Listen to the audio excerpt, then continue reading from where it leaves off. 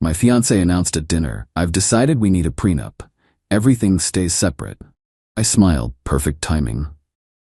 Then I revealed I'd already withdrawn my name from the house deposit we'd just made. Her parents' faces when they realized their daughter just lost $50. I, 32 male, am sitting in my apartment, boxes of wedding stuff in the corner that'll never be used. Actually feeling relieved? The last 2 weeks have been insane, and I need to get this off my chest. Been with Isabel, 30 for 3 years, engaged for 6 months. She works in fashion and marketing, makes about $65K. I'm a software engineer, pull in around $140K. Not bragging, just context for what comes next. We'd been house hunting for months, finally found the perfect place last month. Needed work but great bones, amazing neighborhood. Purchase price, $420K. We'd agreed to put down 20% to avoid PMI. That's 84Ks. Here's the split we agreed on. I'd cover 50K saved for years, she'd do 34K. Her parents were gifting her 30K, she had 4K saved. We'd own it proportionally, 60-40 based on our deposit contribution. Seemed fair. Signed the purchase agreement 2 weeks ago. Deposit was due in escrow within 10 days. I transferred my 50K immediately. Isabel said she was finalizing the transfer from her parents. Cool, no rush, we had time. Then came dinner at her parents' place last Sunday. Her mom, Lorraine, had made this whole fancy spread. Her dad, Harold, opened expensive wine. Should have known something was up. Halfway through dinner, Isabel clinked her glass. "So I've been thinking about our future, and I've made a decision." Thought she was about to announce wedding venue details or something. Nope. I think we need a prenup. Everything stays separate. What's mine is mine. What's yours is yours. Clean and simple. I put down my fork. "Okay, let's talk about it." Harold jumped in. "Smart girl. No offense, Ryan, but protecting assets is just good business." "No offense taken. I understand the concept." Isabel smiled. That smile she does when she thinks she's being clever. "I knew you'd understand. You're so logical. We'll keep our finances separate, file taxes separately, and if anything happens, God forbid, we each leave with what we brought." "Including the house?" I asked. "Well, no, the house would be joint. We're both on the deed, but I'm putting in 50K and you're putting in 34K. "Right, but once we're married, it's marital property. 50-50. The audacity. She wanted separation when it protected her, but joint ownership when it benefited her. "Interesting timing," I said. "When did you decide this?" "Oh, I've been thinking about it for weeks. Becca's divorce was so messy, you know. I want to avoid that drama." Weeks. She'd been planning this for weeks, while I was transferring 50K. "Actually," I said, pulling out my phone, "this is perfect timing." "What do you mean?" "Well, since you want everything separate, I went ahead and withdrew my name from the house purchase yesterday." Dead silence. Lorraine spoke first. "What do you mean, withdrew?" "Called the escrow company, explained I was no longer proceeding with the purchase. Since Isabel hadn't deposited her portion yet and we're not married, I was able to withdraw my funds. The 50K is back in my account." Isabel's face went white. You can't do that." "Did it yesterday. Here's the confirmation email." Harold's voice got tight. "But we already transferred the money to Isabel. Then she can proceed with the purchase solo. Her credit, her funds, her house, clean and simple, right? I can't get approved for 420K on my salary." Isabel's voice was rising. "Then find a cheaper house." "But we already signed." "We signed. Now it's just you. I formally withdrew. You have 72 hours to complete the deposit or you lose the house and the 5K earnest money." Lorraine stood up. "This is manipulation." "No, this is exactly what Isabel asked for. Separate finances. I'm respecting her wishes." Isabel was doing the math in her head. "I need your $50. The loan was approved based on both our incomes." "But you just said, what's mine is mine, what's yours is yours." "That's after we're married." "Oh, so you want my money now, but protection from my debts later?" Harold tried the authority voice. "Young man, you're going to fix this." "No, I'm not. Isabel wants financial independence. She's got it." Isabel started crying. "The seller will sue us. They'll sue you. My name's off everything. Your signature is still on the purchase agreement." The room exploded. Lorraine calling me selfish. Harold threatening legal action. In a rough, Isabel ugly crying about her dream house. I stood up. "Thanks for dinner." "Isabel, Let me know what you decide about the house. You have about 68 hours left. Left them there and drove home. Phone blew up immediately. 39 texts in an hour. Didn't read them. Here's the kicker. I found out later from a mutual friend that Isabel had been bragging to her girlfriends about her brilliant prenup plan. How she'd get me to pay for most of the house, but keep her family money protected.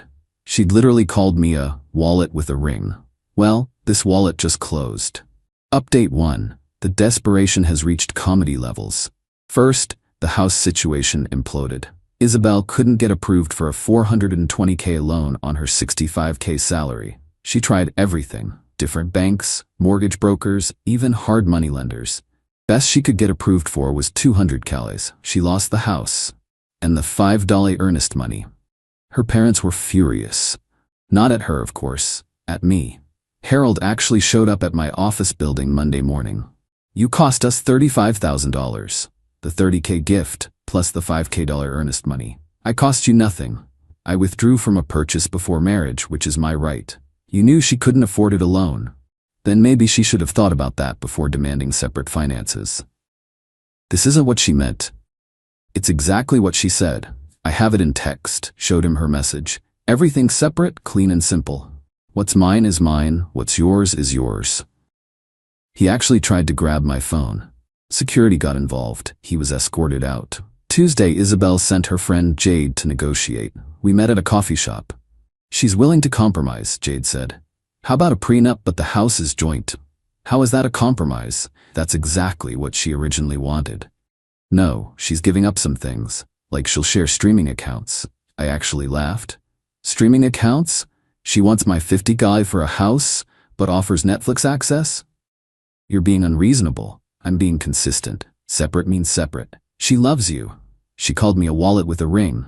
Jade's face went red. Who told you that? Doesn't matter. What matters is it's true, isn't it? She couldn't deny it, just mumbled about jokes between girls. Wednesday, Isabel tried the nuclear option. Posted on social media about how her dream home was stolen by someone who couldn't handle a strong, independent woman protecting herself. The comments didn't go how she expected. Wait, you wanted a prenup but also wanted him to pay more for the house? Girl, that math ain't mathing. You wanted separate finances but joint property? Make it make sense. One of her coworkers actually commented, "Didn't you say you were getting him to pay for most of it?" She deleted the post within 2 hours. Thursday was the best. Her parents invited me to dinner again. To sort this out like adults, I declined but offered to meet at a neutral restaurant. They agreed. The pitch was incredible. Harold had a whole presentation, literally pulled out charts. Here's what we propose. You and Isabel buy a house together. You put in $50K, we put in $30, but it's 50-50 ownership. So I pay 62% but own 50%. It's about building a future together. With separate finances, as Isabel demanded. Lorraine tried emotional manipulation. Don't you love her? Don't you want her to be happy? I wanted a partner. She wanted a wallet. That's not love. Isabel had been quiet until now, then she exploded. You humiliated me. Everyone knows you pulled out of the house. You humiliated yourself with that prenup ambush. It was for both our protection. No, it was for your protection while using my money. That money means nothing to you. There it was, the entitlement. That money represents 3 years of saving, living below my means, skipping vacations. But to you it's nothing because I have it and you want it. Harold tried one more angle. What if we paid you back over time? Pay me back for what? I haven't given you anything. For your part of the house. What house? The one we didn't buy? The one Isabel couldn't afford alone? They left in a huff. Friday, got a formal letter from a lawyer. Isabel was demanding $50 for detrimental reliance and breach of promise. My lawyer, yes, I got one, laughed for 5 solid minutes. Sent back a letter explaining that 1. No money changed hands between us. 2. Withdrawing from a purchase before marriage isn't breach of anything. 3. Her own texts prove she wanted separate finances. 4. Detrimental reliance requires reasonable reliance, and expecting someone to pay for a house while demanding financial separation isn't reasonable. Haven't heard from that lawyer again. Update 2. The escalation went from desperate to delusional. Isabel started telling everyone I'd financially abused her. Created this whole narrative about how I'd trapped her into losing her dream house. Conveniently left out the prenup ambush. Her flying monkeys came out in force. Her book club friends, yoga squad, even her hairdresser messaged me about doing the right thing. My response was consistent. She wanted separate finances. She got them. Then she made a tactical error. She went to my mother. Now my mom is a retired family court judge. She's seen everything. Isabel thought she could manipulate her with tears and sob stories. Mom called me afterward. That girl is something else. She actually said, and I quote, "I just wanted to protect myself while building our future with his money." Does she hear herself? What did you tell her? That she should be grateful you showed this much restraint. In my courtroom, I've seen men lose much more to much worse. But the real drama came when Isabel tried to salvage something from the mess. She found another house, smaller, $250K in a less nice area. Wanted to restart our plans. Texted me. Found a cute starter home. You could put down 30 gale, I'll do 20K. Fresh start? We're not together anymore, Isabel. What? Because of one fight? Because you showed me who you really are. I'm trying to compromise. You're trying to get my money, again. She showed up at my apartment that night, with her parents, and a realtor. They'd printed out listings. "We can tour tomorrow," she said, like nothing had happened. "Isabel, we're done. The wedding is off." That's when it hit her. Really hit her. "You're serious? Over a house? Over the prenup ambush? Over calling me a wallet with a ring? Over trying to use me while protecting yourself?" Harold stepped forward. "Now listen here. Sir, you're trespassing. Leave now or I call the police." Lorraine started crying. "We gave her that money for your future together." "You gave her that money, period. What she does with it is her business." The realtor, clearly uncomfortable, tried to leave. Isabel grabbed her arm. "Show him the listings." The poor woman looked at me. I shook my head. She fled. Isabel went full meltdown. "I did everything right. I was protecting our future." "You were protecting your future while spending my present." "That's what smart women do." "Then be smart with someone else's money." They left after more screaming. Several neighbors witnessed it. Building management sent me a letter about disturbances. I sent them the security footage of 3 people forcing their way into the building and camping outside my door. They sent Isabel a formal trespass warning. Final update. The aftermath was spectacular in its stupidity. Isabel tried to keep the wedding venue, thinking I'd cave and come back. Sent me an invoice for my half of the deposits, $8. I replied with screenshots of her everything separate texts. She lost those deposits too. Another $16K gone. Her parents had paid after the house fell through, thinking we'd reconcile. The engagement ring became a battle. She demanded I let her keep it since I'd humiliated her. Legal question. Who keeps the ring when the engagement ends? Answer. Depends on the state, but here, it's a conditional gift. Condition, marriage wasn't met, ring returns to giver. She refused to return it. I had to get a lawyer involved. She finally returned it, but had tried to swap the diamond for a fake. I had it appraised before giving it to her, and after getting it back. Caught red-handed. Her parents threatened to sue for the swap. I threatened to press charges for theft.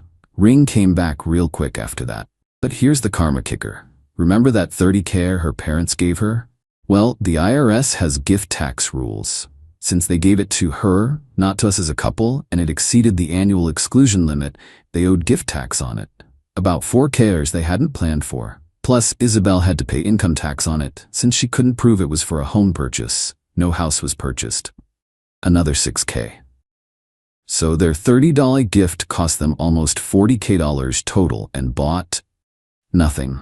Isabel's now living with her parents. Lost her apartment because she'd given notice thinking we'd be moving to the house. Still posts about surviving betrayal and rising above toxic relationships. Last week, a mutual friend showed me her dating profile. It says, looking for a real man who isn't threatened by successful women. Must be financially stable and generous. The friend said she's been on dozens of dates. Moment she mentions wanting a prenup, but expecting the guy to pay for dates, dinners, trips, they leave. One guy apparently told her, "You want a sponsor, not a spouse." She complained to her friends that men today can't handle independent women. Jade, the friend who tried to negotiate, actually reached out to apologize. Said she didn't know about the wallet with a ring, comment, and other things until after. Apparently, Isabel had been planning this for months. Get me to buy a house, then prenup after to protect her asset value increase. The house we were going to buy sold to another couple for 400 TL. Under asking, we would have gotten a deal. But we was never real. It was always me funding her dreams while she protected herself. My mom summed it up perfectly. She wanted a donor, not a partner. Thank God you found out before the wedding. I'm doing fine. Took that 50K and invested it, already up 8%. Dating isn't even on my radar right now, but when it is, I'll be looking for an actual partner. Someone recently asked if I regret how I handled it. Honestly, my only regret is not seeing it sooner. The entitlement was always there. The way she'd say, "You got this," whenever bills came. How she'd plan expensive trips, then look at me expectantly. The time she said, "What's the point of having a boyfriend who makes good money if he doesn't spend it?" I thought it was jokes. It wasn't. She wanted my wallet but not my name. My money but not my problems. My assets but not my liabilities. She wanted, what's mine is mine, what's yours is ours. Instead, she got exactly what she asked for, complete financial independence. From me. Forever. Edit. Since people keep asking, yes, the prenup conversation was real. Yes, she actually said those things in front of her parents. No, I don't think all prenups are bad. They can protect both parties. But using one to scam your partner while spending their money? That's just trashy.